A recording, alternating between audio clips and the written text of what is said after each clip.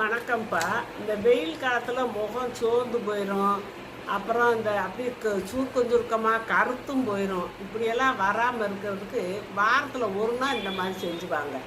எப்படின்னா இந்த சோள மாவு கார்ன்ஃப்ளவர்னு விற்கிதுல, அதை வாங்கி ஒரு ஸ்பூன் போட்டு, ஒரு 1/4 ஸ்பூன் வீட்டில் அரைச்ச மஞ்சள் தூளாக இருக்கணும், அதை போட்டு ஒரு ஸ்பூன் ஆமணக்கெண்ணெய் இருக்கு இல்லையா, அதை ஊற்றி நல்லா கலந்துக்கிட்டு அதில் இன்னும் முகத்தில் பூசுகிற அளவுக்கு தேவையான அளவு ரோஸ் வாட்டர்னு சொல்லி கடைகளில் விற்கும்.